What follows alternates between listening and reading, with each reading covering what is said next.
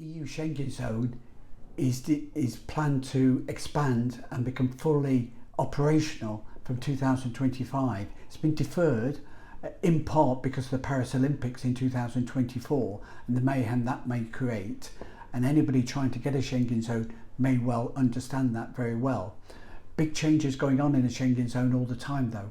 From the end of March 24, Bulgaria and Romania are allowed into the Schengen Zone for travel by sea or air. So if you're landing at a port on the coast of Bulgaria, or you're landing by air in Romania or Bulgaria, then you can use Schengen Zone rules for freedom of movement for EU nationals, or if you've got a Schengen visa. Not by land though. Bulgaria and Romania border on Ukraine and Moldova, and those land borders are not deemed to be secure in any way. The good news is for Cyprus is that this concept of allowing in the Schengen Zone on sea and land ports could work very well for Cyprus to allow them into the Schengen Zone this year. What they're trying to do is to get the Schengen Zone application to be online, so it's not bureaucratic as it is at the moment, whereas if you do need a Schengen visa, you have to make the application in person at the embassy. The next big change that's coming up though is a travel authority. From mid-25, travel authorities will be due for anybody who's got visa-free travel into an EU country. So at the moment, if you travel into an EU country with a passport, you will need electronic travel authority as well. You won't need a Schengen visa, but you'll either need a Schengen visa or a travel authority. What's the difference between a Schengen visa and a travel authority for the EU?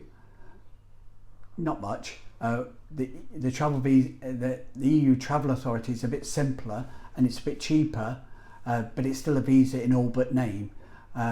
But this is the way it is. But the point that everybody entering into an EU country, an EU Schengen Zone country, will be required to have this electronic pass as a Schengen visa or the electronic travel authority. It means that they can then enforce the 90-day short day rule, which for EU and Europe is particularly tough because it's 90 days in 180, and they're able to stop you boarding, they're able to stop you, fine you when you leave if you break those rules. The only way to avoid the short stay rules of 90 days in 180 for an EU country is to have a resident permit, either a one-year visitor's visa, which gives you unlimited access and trips into the EU or the EU Schengen Zone, or to have a Schengen visa. For frequent travellers to the Schengen Zone, you can get a 5-year, up to a 5-year Schengen visa as well for those trips. All these things are to be considered.